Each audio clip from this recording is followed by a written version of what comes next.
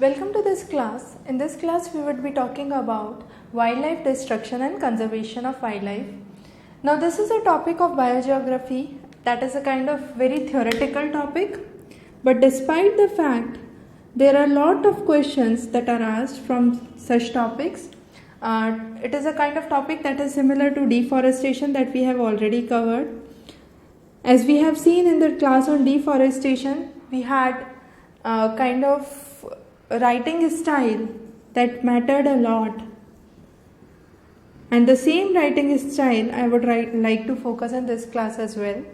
So whenever there is question on such a theoretical topic, it's very important that you break down the topic into related parts and then highlight or focus on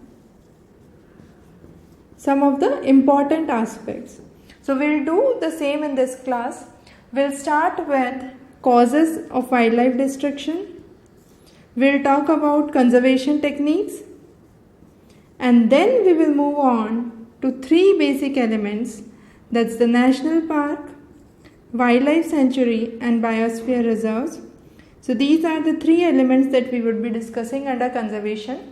So we'll focus on these three topics in this session. So whenever there is such a question, it's very important to mention the question in a point-wise manner. So writing answers either in point-wise manner, or if possible you can diagrammatically depict it, that would be the best. So these are the kind of writing styles we need to follow for this topic as well. So let's start with the concept of wildlife destruction, the causes of wildlife destruction. I have taken down some of the very important causes that we would be discussing today. The first is overkilling. So I can say hunting, fishing are kind of human activities or human induced activities that affect the wildlife. So if there is lot of hunting activity or poaching that is taking place in a wildlife area, what would happen is a specific species might get destructed, and this specific species, when is destructed, it disturbs the food chain and the food web. We'll see how when we move further down. The next is destruction of habitat. So habitat is a kind of preferred place that a species wants to live in. Now there are numerous causes of habitat destruction. It can be due to fire, it can be due to human interference, it can be due to expansion of urban area or city expansion, spread of farms or agricultural areas that are spreading. So these are some of the causes I am taking, which are commonly occurring causes. Now because of this habitat destruction, you have again huge number of wildlife that gets destroyed. The next is fragmentation. Fragmentation means if you have a land parcel, you try to divide it into smaller sections, and this occurs again due to various reasons. First is human induced. Under human induced, I can say it's due to deforestation, it's due to land uses, various kind of land uses. I can say I require this much land for agriculture, I require this land for industrial purposes, and so on. So it can be again due to various reasons. And then there can be issues of encroachment. So if I have this land parcel and there is another land parcel that is occurring here, this person can encroach this land. So this section of the land goes away, and this section is fragmented from the remaining section. So that's again one of the cause of wildlife destruction.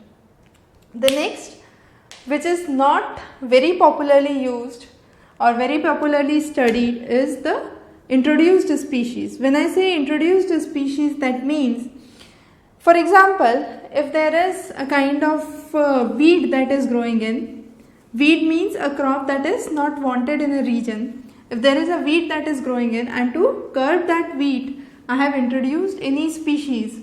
Now that species had an aim of just curbing that unwanted plantation that is growing or weed in that area. Now besides curbing that weed, what is happening is that introduced species have now started to acclimatize, and once it has acclimatized, what is happening is it increases in number. So any such species like mice, cat, rabbit, I can say poison ivy or dandelions are some of the commonly introduced species that are introduced due to specific reasons, but they have a tendency of acclimatizing to the environment very quickly, and as a result they increase in population. Once they increase in population, they will disturb the existing ecosystem, and once the existing ecosystem is disturbed, it would again affect the wildlife, or it would destroy one of the wildlife. Now let's understand the most important cause, that's the chain of extinction. When I say chain of extinction, that means, let's move back to food chain and food web first. So food chain and food web is a series of consumption patterns that we take into account. For example, plants are fed by insects, insects are fed by frog, and this frog is consumed by snake. So that's a kind of food chain when it runs in a single fashion, but when there is interlinking, it is known as food web. Now let's move on to chain of extinction. Chain of extinction says if this segment of the food chain gets extinct, what would happen? If there are no more insects, the population of frog will automatically go down, because frog requires insect as food. If the population of frog is going down, it would affect the population of snake as well. So what is happening is extinction of one species would slowly and gradually lead to extinction of subsequent species. Or if I want to better explain it, I can say, let's take simple example of hippopotamus.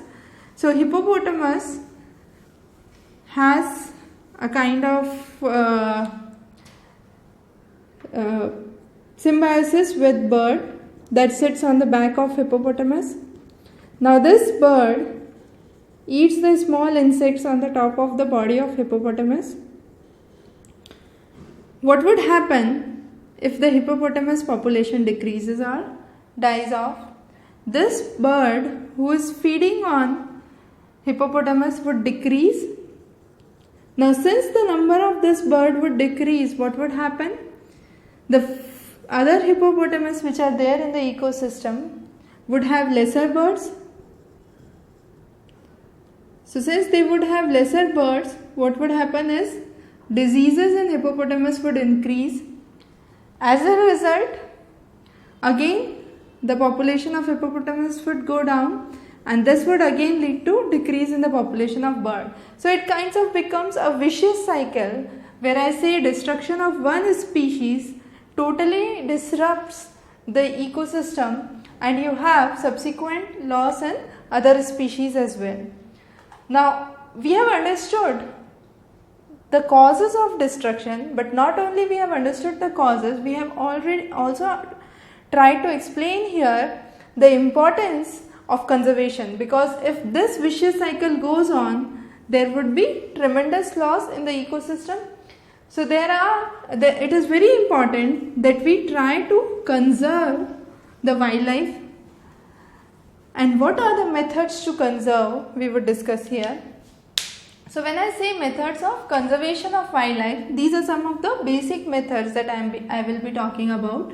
Besides these, as I mentioned, we would be covering 3 important or major conservation techniques. So let's go through this quickly. So prohibiting hunting, that's very important. If hunting is curbed, lot of wildlife could be protected here. Promoting medical facilities, so better medical facilities for animals should be promoted. Animals are wildlife species. It could be either flora or fauna. Then prohibiting poachers to enter the reserved park areas. So whatever area is reserved for wildlife, it should be protected from poachers. There should be conducive environment for the species to survive. Awareness is another important criteria. So awareness can be brought through seminars and workshops. If for any reason conservation of wildlife is not sustainable in natural environment, what we encourage is captive breeding. So encouraging captive breeding is another technique for conserving wildlife. Then we try to promote forests. So more the forest area, more would the wildlife thrive. And again, social forestry, which is an initiative by the people, for the people and of the people, I could say, would be a good idea to conserve wildlife. Now we have gone through some of the general mechanisms that a common man can utilize to protect wildlife, but let's move on to the three specific things that we have talked about. The first is national park. Now, national park, biosphere reserve and wildlife sanctuaries are some of the terms that people get confused off and on. So what we will try to understand in this session is a clear-cut demarcation between the three things, that is national park, wildlife sanctuary and biosphere reserve. So let's start with the very first, that is national park. When I say national park, the first and the foremost thing is no human activity is allowed or permitted. That's the first thing when I talk about national park.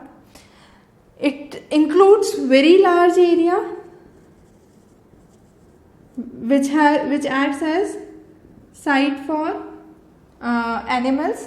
So it's kind of preserving their natural environment or natural habitat.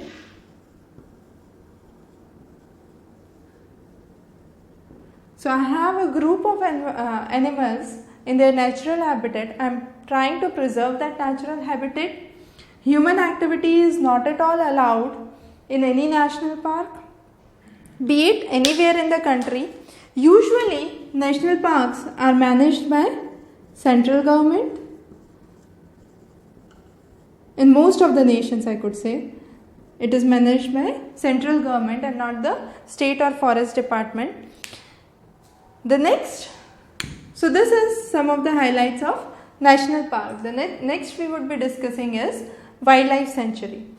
Now wildlife sanctuary usually is promoted for or developed for a particular species. So when I say there is particular species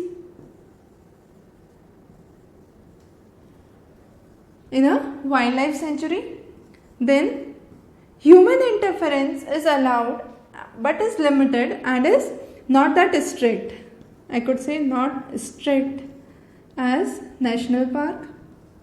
So human activities are commonly seen or visible in a wildlife sanctuary as compared to national park. It is dedicated to preservation of a particular species. In contrast to it, national park is meant for preserving the natural habitat of all the species that are existing there. Now last is the Biosphere Reserve. Biosphere Reserve is something that is defined by UNESCO with the aim to maintain three basic things. First is conserve the dignity and integrity of the region. The second is develop the region in accordance to the development of wildlife, and lastly is to provide support and development, so I could say R&D facilities for that region to develop. So these are the three things that are required in a biosphere reserve, and biosphere reserve is an approach that tries to maintain totality of all life forms that exist in that region, And when I say all life forms that exist in that region, I could say it's a kind of phenomena that is ecosystem oriented. So if I look into the zonation area or the demarcation of a biosphere reserve, you will see you have the innermost area, which is the protected area. Then you have the surrounding area to the innermost area that is managed by the users, and finally the cooperation zone. Under the cooperation zone you will find few settlements.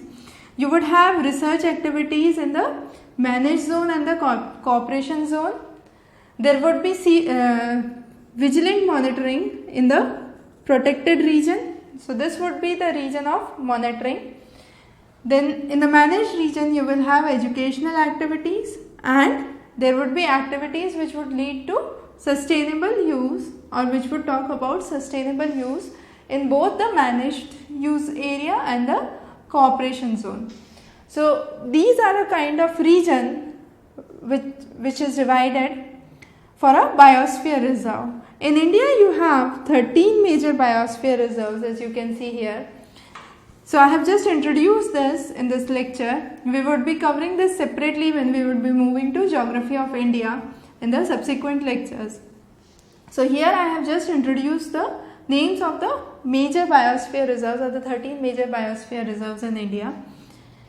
Now the most important thing that we would try to understand is the difference between the national park, wildlife sanctuary and biosphere reserve for today's session.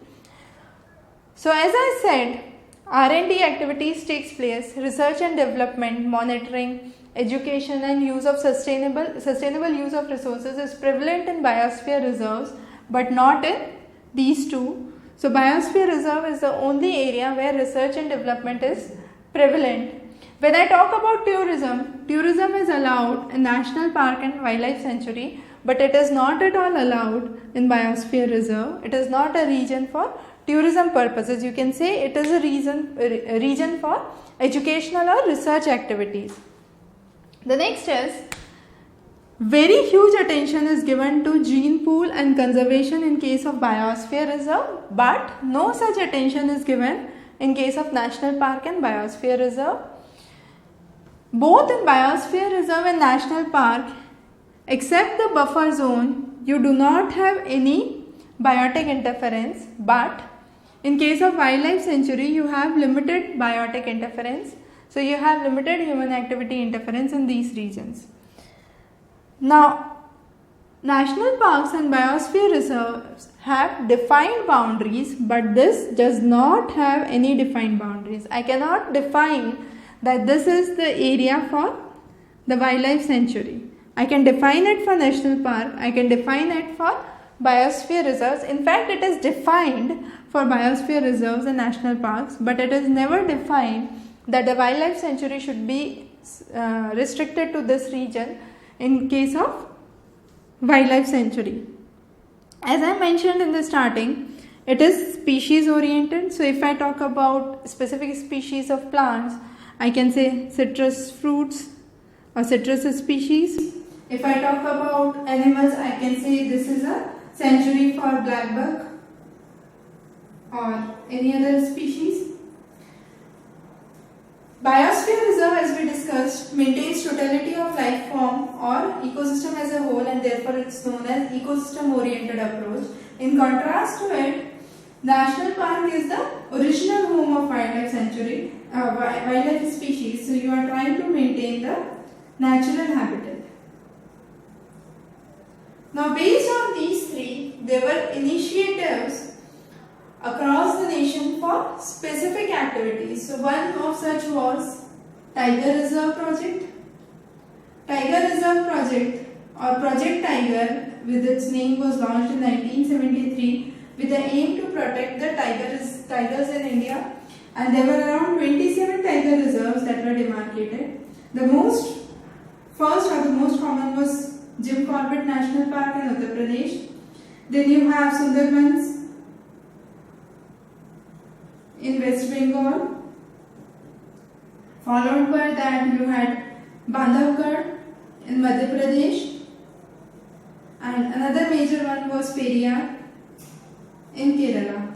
So these are few to name among the tiger projects. Similar to the tiger project, there was launch of crocodile project and species oriented projects that were later on released with the aim of wildlife protection and wildlife conservation.